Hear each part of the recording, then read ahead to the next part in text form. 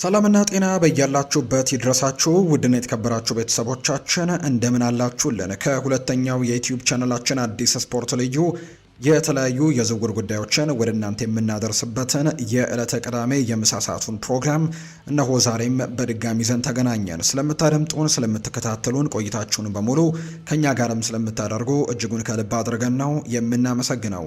በዛሬ ፕሮግራማችን የተለያዩ የዝውውር ጉዳዮችን፣ የተለያዩ ስፖርታዊ መረጃዎችን ወደ እናንተ እያደረሰን ቆይታን የምናደርግ ነው የሚሆነው። ከኛ ጋር ስላላችሁ እያደመጣችሁንም ስለሆነ እጅጉን ከልብ አድርገን እናመሰግናለን። የተለያዩ የዝውውር ጉዳዮችን የምናነሳበት ፕሮግራማችንን እነሆ ጀምረናል። ማንቸስተር ዩናይትድ፣ አርሰናል፣ ቼልሲም ሌሎችም የአውሮፓ ታላላቅ ክለቦችን የተመለከቱ የዝውውር ጉዳዮቻቸውን በዛሬ ፕሮግራማችን እየዳሰስን ቆይታን እናደርጋለን። ሀሳብና አስተያየት ካላችሁ ኮሜንት ቦክስ ላይ ልታጋሩን ትችላላችሁ። ቪዲዮአችንን ላይክ፣ ቻናላችንን ሰብስክራይብ እያደረጋችሁ ከኛ ጋር ቆይታን አድርጉ። ከመሸጋገሪያ በኋላ መልሰን እንገናኛለን። አብረን እንቆይ።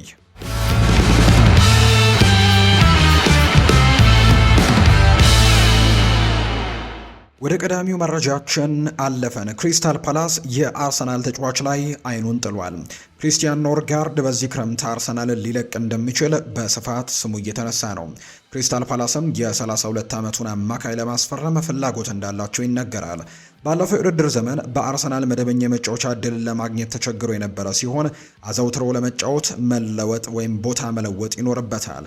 በዚህ የሙያ ደረጃም በቋሚነት በቤንች ላይ መቀመጥን በጭራሽ አይፈልግም። እንደ መረጃ ምንጮቹ ዘገባ ከሆነ ክሪስታል ፓላስ ለሱ የመውጫ መንገድን ለመስጠትም ዝግጁ ይሆናሉ ተብሎ ይታሰባል። ጥራቱን፣ ልምዱንና አመራሩነቱንም ሊጠቀሙበት ይፈልጋሉ። ከአርሰናል ጋር እስከ 2027 የሚያቆይ ኮንትራት ያለው ሲሆን የፕሪሚየር ሊጎቹ ሻምፒዮንም ገንዘብ እንደሚያገኙበት ማድረግ ተገቢ ይሆናል። በሚቀጥለው ዓመት በነፃ ማጣት አይፈልጉም። እንዲሁም በቡድን ውስጥ ቋሚ ተሰላፊ ስላልሆነ አርሰናል እሱን መያዝ ምንም ትርጉም አይሰጠውም። ከለቀቀበት ደግሞ ገንዘብ የተሻለ መጠን መልሶ ለማግኘትና ተተኪ ለማምጣትም የሚችሉበት አማራጭ ይኖራቸዋል። አርሰናል በቅርብ ሳምንታት ውስጥ እንደ ብሩኖ ጊማሬሽ ካሉ ተጫዋቾች ጋርም ስሙ በትልቁ እየተነሳ እንደሆነ ይታወቃል። ክሪስቲያን ኖርጋርድ የወደፊት ዕጣ ፈንታው በፍጥነት አስተካክሎ በእግር ኳሱ ላይ ማተኮርም ተስፋ ያደርጋል። ስለዚህም ክሪስታል ፓላስ ለሱ ማራኪ እድል ሊሆን ይችላል። የአውሮፓ እግር ኳስን ሊሰጡትም ይችላሉ። እንዲሁም ተወዳዳሪ ቡድንም አላቸው። ተጫዋቹ ባለው የኮንትራት ሁኔታ ምክንያትም በትንሽ ክፍያ ሊገኝ የሚችል ሲሆን ለክሪስታል ፓላስ ስምምነትም ሊሆን ይችላል። በተለይም የአውሮፓ እግር ኳስንና ፕሪሚየር ሊግን በማጣመር ረገድም በቡድን ውስጥ የበለጠ ጥራትና ልምድን ይፈልጋሉ። የፕሪሚየር ሊግ ዋንጫ አሸናፊ አማካይን ማስፈረምም ለነሱ ተስማሚ ይሆናል ተብሎ ነው የሚጠበቀው። የ32 ዓመቱ ተጫዋችም በአጭር ጊዜ ውስጥ ለነሱ ጠንካራ ግዢ መሆኑን ሊያረጋግጥ እንደሚችል የሚያሳዩ መረጃዎችን ነው በትልቁ እየተመለከትን የምንገኘው። ቸልሲ በክረምቱ የተጫዋቾች የዝውውር መስኮት የፖርቱጋል ብሔራዊ ቡድን ግብ ጠባቂ ዲዮጎ ኮስታን ለማስፈረም ተስፋ አድርገዋል። የ26 ዓመቱ ተጫዋች ለፖርቶ ጥሩ ብቃትን ያሳየ ሲሆን በዓለም ዋንጫም ከፖርቱጋል ብሔራዊ ቡድን ጋር በመሆን ጥሩ ነገሮችን አሳይቷል። ፓሪስ ሳን ዠርሜን እና ባየር ሚኒክም የእድገቱን ሂደት በቅርበት እየተከታተሉ የሚገኙ ሌሎች ክለቦች እንደሆኑ ይነገራሉ። በኮንትራት ውስጥ 51 ሚሊዮን ፓውንድ የመልቀቂያ አንቀጽ ያለው ሲሆን ቸልሲም ስምምነቱን ለመፈጸም ክፍያ መክፈል ይኖርባቸዋል። ኮሪዮር ዴመንሃ የተባለው የመረጃ ምንጭ የወጣው ዘገባ እንደሚያሳየው ቸልሲ ግብ ጠባቂውን ለማስፈረም 34 ሚሊዮን ፓውንድ ለመክፈል ፍቃደኞች ናቸው። እነሱም ከሮበርት ሳንቼዝ የተሻለ አማራጭ እንደሚሆን ያምናሉ። ሳንቼዝ ቸልሲን ከተቀላቀለ በኋላ በጣም አነስተኛ ብቃትን እያሳየ በመሆኑ በጣም የተሻለ ተተኪም ያስፈልጋቸዋል። ዲዮጎ ኮስታ በክለብና በሀገር ውስጥም በትልቁ ብቃቱን አሳይቷል። በፕሪሚየር ሊጉ ለማሳካት የሚያስችል ጥራት ያለው ሲሆን ቸልሲ ስምምነቱን ማጠናቀቅ ከቻሉ ትልቅ ድርሻ እንደሚኖረው ምንም ጥርጥር የለውም። ሆኖም ግን ስምምነቱን ለማጠናቀቅ የተጠየቀው ዋጋን መክፈል አለባቸው። የ26 ዓመቱን ተጫዋች ለማስፈረም ፍላጎት ያላቸው ሌሎች ትልልቅ ክለቦችን በመኖራቸው የፕሪሚየር ሊጉ ክለብ ለፊርማው የሚደረገው ፉክክርን ለማሸነፍም ጥረቱን ማፋጠን ሊያስፈልገው ይችላል። ኮስታ በድጋሚ በእግር ኳሱ ላይ ለማተኮር የወደፊት ዕጣ ፈንታውን በፍጥነት ለመፍታትም ተስፋ ያደርጋል። በሙያው ከፍተኛ ደረጃ ላይ የሚገኝ ሲሆን በፕሪሚየር ሊግ የመጫወት እድልም ለሱ አስደሳች ይሆናል። ቸልሲ በዓለም ላይ ካሉ ትልልቅ ክለቦች መካከል አንደኛው በመሆኑ ለትልልቅ ዋንጫዎችም ለመፋለም የሚያስችል መድረክን ሊሰጡት ይችላሉ። ዝውውሩ ለሁሉም ወገኖች ተስማሚ ሊሆን እንደሚችል የሚጠቁሙ መረጃዎች ናቸው በትልቁ እየወጡ የሚገኙት። የኒውካስል ዩናይትድ አማካይ ብሩኖ ጊማሬሽ ወደ አርሰናል መዘዋወር በእጅጉ ይፈልጋል። ነገር ግን አርሰናል በአሁኑ ወቅት የተጠየቀውን ዋጋ ለመክፈል ግን እርግጠኛ አይደሉም። የብራዚል ኢንተርናሽናል ተጫዋች በሴንት ጄምስስ ፓርክ በቆየባቸው ጊዜያት ኮከብ የሆነ ሲሆን ኒውካስል በአሁኑ ጊዜ የቻምፒየንስ ሊግ እግር ኳስ ተሳትፎን ማቅረብ ባለመቻሉ ወደ ቀጣዩ ደረጃ ለመሸጋገርም ተስፋ አድርጎ እየሰራ ነው። ጊማሬሽ ወደ አርሰናል ዝውውር ለማድረግ አሁን ላይ መገፋፋቱ ትክክለኛ ውሳኔ ሊሆን እንደሚችል የሚያሳዩ ነገሮች ያሉ። አለበለዚያ ግን በዚህ ዓመት መጨረሻ 29 ስለሚሞላው እንዲህ አይነት እድልን ለመጠቀም የመጨረሻ እድሉ ሊሆን እንደሚችል እየተነገረ ነው። ቲም ቶክ እንደተናገረው ከሆነም በአርሰናልና በብሩኖ ጊማሬሽ መካከል ስላለው ግንኙነት ሲወያዩ የጊማሬሽ ታሪክ አሁንም እንደቀጠለ መሆኑን፣ ተጫዋቹ ወደ ክለቡ ለመዘዋወር በጣም እንደሚፈልግ፣ ነገር ግን አርሰናል ለሱ ብዙ ገንዘቦችን ለመክፈልም እርግጠኛ እንዳልሆነ የተነገረው። ይሄ ዘ ቴሌግራፍ ላይ የወጣው መረጃ እንደሚያሳየው ኒውካስል ለቀድሞ የሊዮን ተጫዋችም ወደ 100 ሚሊዮን ፓውንድ ሊጠይቁ እንደሚችሉ መዘገቡ ተከትሎ ነው። ይህም ከጥቂት ዓመታት በፊት ይቻል ነበር፣ ነገር ግን በዚህ የሙያው ደረጃ ላይ ሆነው ያን ያክል ክፍያ መክፈል አስቸጋሪ ሊሆን እንደሚችል ይታመናል። አርሰናል በዚህ የዋጋ ንረትም ገበያ ውስጥ ለሚቀርቡ ጥያቄዎችም በትልቁ መክፈል ይኖርበታል። እንደ አርሰናል ላሉት ክለቦች መቼም ቢሆን ትልቅ ገንዘብ አውጪ ሆነው ለማያውቁት የገበያ ሁኔታ ሁልጊዜም እየተቀያየረና ዋጋቸውም እየጨመሩ ይሄዳሉ። ሊቨርፑል ለቨርጂል ቫንዳይክ 75 ሚሊዮን ፓውንድ እንግዲህ ሲከፍሉ የነበረው ጥርጣሬ አሁንም መዘንጋት ቀላል የለበትም። ይህም ደግሞ እንደ ርካሽ ግዢ ሊታይ ይችላል። ክፍያዎች እየጨመሩ ይሄዳሉ፣ ነገር ግን ይህ ማለት እንደ ኤሊዮት አንደርሰን እና እንደ ሳንድሮ ቶናሊ ላሉ ተጫዋቾች የሚያስደነግጥ ክፍያ ማለት ነው። ይህ ማለት ብሩኖ ጊማሬሽ አንዳንዶች ከሚጠብቁት በላይ ትንሽ ተጨማሪ ዋጋ ሊያወጣ ይችላል፣ ነገር ግን ይህ ማለት ለአርሰናል ጠቃሚ ኢንቨስትመንት አይሆንም ማለት አይደለም። የፕሪሚየር ሊግ ሻምፒዮኖቹ በመሃል ሜዳ ላይ የተለየ ነገር ሊያስፈልጋቸው ይችላል። እንዲሁም ባለፈው የውድድር ዘመንም ዴክላን ራይስ እና ማርቲን ዙቤሜንዲ ብዙ ጨዋታዎችን ያለ እረፍት መጫወታቸው ምክንያትም ተጨማሪ ሮቴሽኖች አማራጭ እንደሚያስፈልጋቸው ነው በአርሰናል ቤት እየተመለከትን የምንገኘው።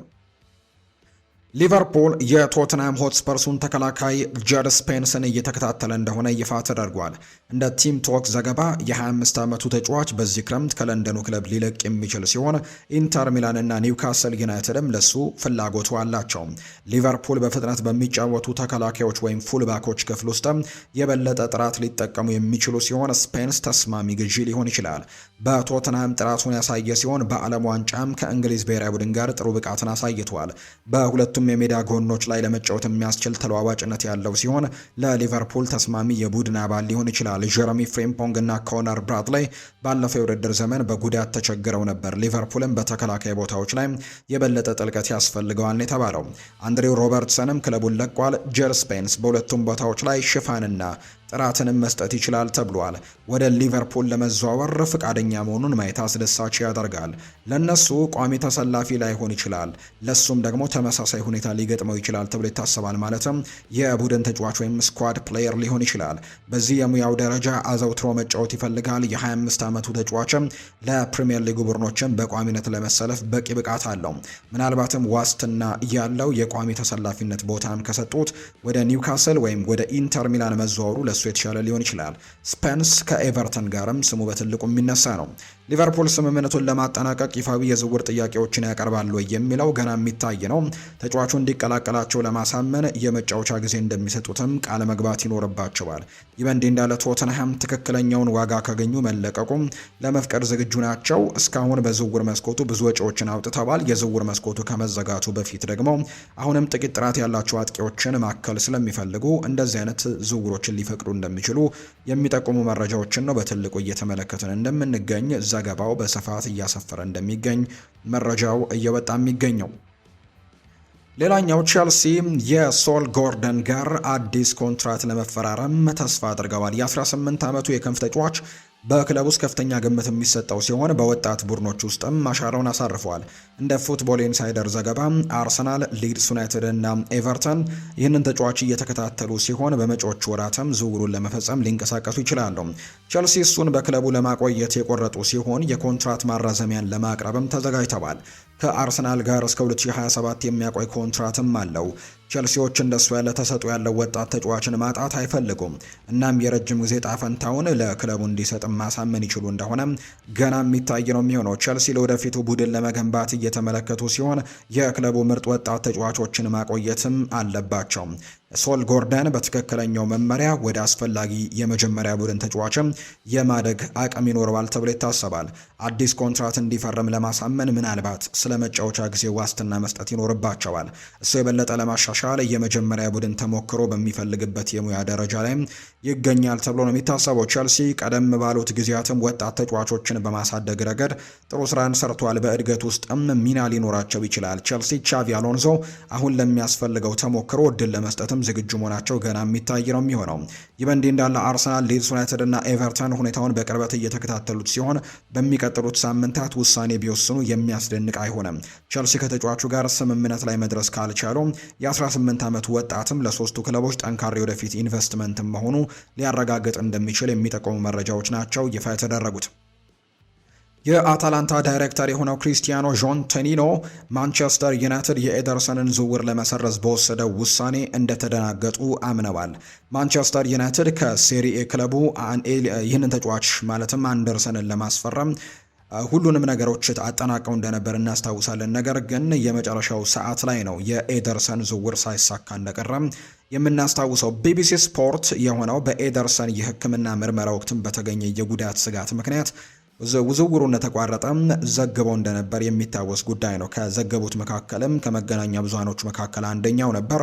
ምንም እንኳን አታላንታ በተጫዋቹ የአካል ብቃት ላይ ምንም አይነት ችግር እንደሌለ ቢክድም የብራዚሉ አማካይ ለአታላንታው ኮከብ ተጫዋች ስለነበር አሁን ላይ እሱን ማቆየታቸው በእርግጥም ያስደስታቸዋል። ጆን ቶሊ እንግዲህ አክለውም አሁን ላይ በአዲስ ኮንትራት እሱን ለማሰር ችለናል ሲሉም ጭምር የተናገሩት። ፋብሪሲዮ ሮማኖ በኤክስ ገጹ ላይ እንዳለው ከሆነ የዚህ ሰው ምላሽንም እንደሚከተለው ነው ያቀረበው። የአታላንታው ዳይሬክተር ክሪስቲያኖ ጆንቴሊ ሲናገርም ማንቸስተር ዩናይትድ የኤደርሰን ዝውውር በመሰረዙ እኛ በጣም ደንግጠናል ነው ያለው። አሁን ለሱ በአዲስ ኮንትራት ላይ እየሰራን ነው፣ ያንንም አሳክተናል ብሏል። ዩናይትድ ኤደርሰንን ማስፈረም ለአንድም ሁለትም ምክንያት አደጋውን እንደማይጠቅም በግልጽ ወስነዋል። በእርግጥ ተጫዋቹ በአካሉ ብቁ ሳይሆን ከቀረ ወይም በጉዳት ብዙ ጨዋታዎች የሚያመልጠው ከሆነ ከፍተኛ ገንዘብ ማባከን ይሆን ነበር። ቢሆንም ግን ኤደርሰን ከፍተኛ ደረጃ ያለው ተጫዋች ይመስላል። እናም ይህ ደግሞ የዚህ ክረምት የዝውውር ውዝግብ መጨረሻ አይሆንም። ሌሎች ትልልቅ ክለቦችም የ27 ዓመቱን ተጫዋች እንደሚመለከቱ ጥርጥር አልነበረንም ብለዋል። ይህ በእንዲህ እንዳለ ማንቸስተር ዩናይትድ ውስጥ ወደ ሌሎች አማራጮች ዞረዋል። አዲሱ ፈራሚ አንድሬስ ሳንቶስ ስኬታማ እንደሚሆን ተስፋ ያደርጋሉ። ዘ አትሌቲክ እና ሌሎች እንደዘገቡትም ዩሪ ቴሌማንስም እንዲሁ ቀጣዩ ፈራሚ ሆኖ መምጣቱ ይታወሳል። ሳንቶስ እና ቴሌማንስ ሁለቱም በፕሪሚየር ሊጉ ብቃታቸው የተረጋገጡ ተጫዋቾች ናቸው። ይህም ተጫዋቹን ሲያስፈርሙ ትልቅ ተጨማሪ ጥቅም ይሆናል። ይሁን እንጂ ኤደርሰን ከሁለቱ ይልቅ በከፍተኛ የእድሜ ክልል ወይም ፒክ ኤጅ ውስጥም ሆኖ የሚመጣ በመሆኑ ለዚህ ቡድን ደግሞ የበለጠ ብቃትን ሊጨምር ይችል ነበር ብለው የሚያስቡ በርካቶች እንደሆኑ የሚያሳዩ መረጃዎችን ነው እየተናገሩ እንደሚገኙ ዘገባዎቹ የጠቆሙት። ሌላኛው የሚነሳው ጉዳይ እንደ ፋብሪዚዮ ሮማኖ ዘገባ የቶተንሃም ማዕከላዊ ተከላካይ ክሪስቲያን ሮሜሮ በዚህ ክረምት ክለቡን እንደሚለቅና ከኢንተር ሚላንና ከባርሴሎና እሱን ደግሞ ለማስፈረም ፍላጎት እንዳላቸው እየተነገረ ነው። የአርጀንቲናው ኢንተርናሽናል ተጫዋች በስፐርስ ቆይታው የተለያየ አፈጻጸም ያሳየ ሲሆን ክለቡም ባለፉት ጥቂት ደግሞ ዓመታት የተደበላለቀ ውጤትን ሲያስመዘግብ ቆይቷል። በአጠቃላይ ክሪስቲያን ሮሜሮ አዲስ ፈተናን መፈለጉና ቶተንሃም ከሱ ጋርም ለመለየት መስማማታቸው የሚጠበቅ ነው። ፋብሪዚዮ ሮማኖ ብቸኛው ዘገባ እንደሚያሳየው ኩቲ ሮሜሮ በዚህ ክረምት ቶተንሃምን ይለቃል። ለኢንተር ሚላን ባለፉት ጥቂት ቀናት ከስፐርስ ጋር ንግግሮችን አድርገዋል። ሮሜሮ ስለ ጄድ ስፔንስ በሚነገረው ንግግር ወቅትም እንደ አማራጭ ቀርቦ ነበር። ኢንተር ፍላጎት አላቸው፣ ነገር ግን ወጪው በጣም ከፍተኛ ነው። ባርሴሎና ኩቲ ሮሜሮን ከሚፈልጉ ክለቦች መካከል ሌላኛው ቡድን እንደሆነ እየተነገረ ነው። ክሪስቲያን ሮሜሮ ለባርሴሎና አይነትም ክለብ ጥሩ ግዢ ሊሆን ይችላል። እንዲሁም ለኢንተር ሚላንም የሚስማማ ይመስላል። ምንም እንኳን ዝውውሩ ያን ያክል ምን ያክል እንደሚሆን ወደፊት የሚታይ ቢሆንም በአሁኑ ጊዜ ግን የተወሳሰበ ይመስላል። ለአሁኑ ክሪስቲያን ሮሜሮ በፕሪሚየር ሊግ ውስጥ የመቆየት እድሉ ብዙም አይታይም። እዚህ ሊግ ውስጥ ሁልጊዜም የተረጋጋ አይመስልም እንደነበርም ስንመለከት ነበር። ይህም ምክንያታዊ ነው። ምንም እንኳን አንዳንድ ጥራት የሚያሳዩ አጋጣሚዎች ቢኖሩም ክሪስቲያን ሮሜሮ ሁልጊዜም ለእንግሊዝ እግር ኳስ አካላዊ ፍላጎት ተስማሚ ሆኖ ግን አልታየም። ቢሆንም የ28 ዓመቱ ተጫዋች በተለየ ሊግ እና ምናልባትም በቶትናም ከነበረው ይልቅ በተረጋጋ አካባቢ ከፍተኛ ደረጃ ላይ የመጫወት ብቃት እንዳለው ማሰቡ ቀላል ነው። ስፐርስ ባለፉት ሁለት የውድድር ዘመናት በ2024-2025 እና በ2025-26 የውድድር ዘመን በሊጉ 17ኛ ደረጃን በመያዝ በጣም ደካማ ውጤትን ይዘው ነበር ያጠናቀቁት። ስለዚህም ሮሜሮ በተወሰኑ አጋጣሚዎች በተሻለ ሁኔታ መጫወት ይችል ነበር ቢባልም ብቃታቸው ዝቅተኛ የሆነው እሱ ብቻ አልነበረም። ተደጋጋሚ የአሰልጣኝ ለውጦችና በዝውውር ገበያ ላይ የተደረጉ ደካማ ውሳኔዎች ለውጤቱ አስተዋጽኦ ማድረጋቸው የሚታወስ ጉዳይ እንደሆነ ነው የመረጃ ምንጩ ይፋ እያደረገ እንደሚገኝ ዘገባው የጠቆመው። ሌላኛው የሚነሳው መረጃ እንደ ዳቪድ ኦርነስቲን ዘገባ የፓሪስ ሰን ዠርሜን የክም ተጫዋች የሆነው ብራድሌይ ባርኮላ ለዚህ ክረምት የሊቨርፑል የዝውውር ኢላማዎች ዝርዝር ውስጥ በከፍተኛ ደረጃ ላይ ነው የሚገኘው። አሁን ላይ የ2026 የዓለም ዋንጫ ከብሔራዊ ቡድኑ ጋር የሚገኘው የፈረንሳይ ኢንተርናሽናል ተጫዋች አስደሳች ተሰጥኦ ያለው ሲሆን በዚህ ክረምት ሞሐመድ ሳላህን ከማጣታቸው እንግዲህ የሚታወቀው የሊቨርፑል ቡድንን ሊያሻሽል የሚችል ተጫዋች ተደርጎ እንደሚቆጠር የሚያሳዩ መረጃዎችን በትልቁ እየተመለከትን እንገኛለን። ዳቪድ ኦርነስቲን ከዚህ በታች እንደጠቀሰው ደግሞ እንደተናገረው ፓሪስ ሰን ዠርሜን ባርኮላን መሸጥ አይፈልግም፣ ነገር ግን በፓርክ ደስ ፕሪንስ መደበኛ ተሰላፊ ስላልሆነ ስለ ሁኔታው እውነታውን እየተመለከቱት ይገኛሉ። ይሄ የ23 ዓመት ተጫዋችም በእንግሊዝና በአውሮፓ እግር ኳስ እንደዚህ ላለ ትልቅ ስም ውስጥ ቁልፍ ተጫዋች የመሆን እድልን ስለሚማርከው ሊቨርፑል ስምምነት ለማድረግም ከወሰኑ በእርግጠኝነት ሊረዳቸው ይችላል ተብሎ ይታሰባል። ሊቨርፑል ብራድሌይ ባርኮላን በእጅጉ ይወዱታል። ፓሪስ ሰን ዠርሜን እሱን ማቆየት ነው የሚፈልጉት፣ ነገር ግን እውነታውን እየተመለከቱ ነው። በኮንትራቱ ላይ 2 ዓመታቶች ብቻ የቀረው ስለሆነ መደበኛ ተሰላፊ ስላልሆነም እሱ ግን መሆን ይፈልጋል። ስለዚህም ትክክለኛው አጋጣሚ ከተፈጠረ ዝውውሩ እንደሚቀጥል አልጠራጠርም ሲልም ነው ዳቪድ ኦርነስቲን የተናገረው። ሊቨርፑል እሱን በሀሳባቸው ውስጥ ከፍተኛ ቦታ ሰጥተውታል። እናም ባርኮላ ራሱ እንደ ሊቨርፑልና አርሰናል ባሉ ክለቦች እንደሚፈለግም በትልቁ አስደስቶታል። ዋጋው በጣም ከፍተኛ ይሆናል። እርግጥ ነው ባርኮላና ሊቨርፑል በቅርበት መከታተል ይኖርብናል። ነገር ግን በአሁኑ ጊዜ በላቀ ደረጃ ላይ እንደሚገኝ ግን እርግጠኛ አይደለንም። ፈረንሳይ አሁንም በውድድሩ ላይ ትገኛለች። ዛሬ የደረጃ ጨዋታዋን ታደርጋለች። ፓሪስ ሰን ዠርሜን እንደተነገረኝ ትኩረቱ ከዓለም ዋንጫው እንዳያጣና እንዳይረበሽ ስለሚፈልጉ አሁን ላይ በዝውውር ጉዳዮች ላይ የመነጋገር ፍላጎትን አላሳዩም። ስለዚህም እንደ ብዙ ሁኔታዎች ይህ አንዱ ውድድር ካለቀ በኋላ መቆየት፣ መሄድ ወይም ደግሞ ወደ ሊቨርፑል ወይስ ወደ ሌላ ቦታ በሚለው መልኩ ላይ ትልቅ መነጋገሮች ይኖራሉ ተብሎ ይታሰባል። የዳቪድ ኦርነስቲን የቅርብ ጊዜ መረጃ ስለ ባርኮላ ከማንም በላይ ወደ ሊቨርፑል የሚያመለክት ይመስላል። ነገር ግን ከአርሰናል ጋር ተያይዞም ተነስቷል። አርሰናሎች የፕሪሚየር ሊጉን ዋንጫ በማሸነፋቸው ምናልባትም ለባርኮላ የበለጠ ፈታኝ መዳረሻ ሊሆን ይችላል። ነገር ግን ሊቨርፑል በ2025-26 የውድድር ዘመን በከፍተኛ ሁኔታ ቢንቀሳቀሱም በሚቀጥለው የውድድር ዘመን የዋንጫ ፉክክር ውስጥ እንደሚሆኑ ይጠበቃል። ባርኮላ ምናልባትም ከጋብሪኤል ማርቲኔሊ የተሻለ ሊሆን ይችላል። እናም በብዙ መልኩ ምናልባትም በዚህ አርሰናል ቡድን ውስጥም በጣም ግልጽ የሆነ ፍላጎትን ሊያሟላ ይችላል። በተቃራኒው ሊቨርፑል በሳላህ የተተወውን ክፍተት ለመሙላትም በእርግጥም ከፈለጉ በቀኝ በኩል ላይ የሚጫወት የግራ እግር ተጫዋችን ይፈልጉ ይሆናል። ነገር ግን ይህ ተጫዋችን በዛ ቦታ ላይ ጥሩ ተተኪ ሊሆን እንደሚችል በርካቶች ያምናሉ። ማኑ ኮኔ በዚህ ክረምት ወደ ፕሪሚየር ሊግ ሊዘዋወር እንደሚችል ስሙ እየተነሳ ነው። የ25 ዓመቱ ተጫዋች ባለፈው ዓመት ሮማ ጋር አስደናቂ የውድድር ዘመንን አሳልፈዋል። በዓለም ዋንጫውም ከፈረንሳይ ጋር ጥሩ ብቃትን አሳይተዋል። ጃምፔሮ ጋስፔሬኒ በቅርቡ ድንቅ የዓለም ዋንጫን እያሳለፈ ነው በማለትም በሰፊው አወድሰውታል።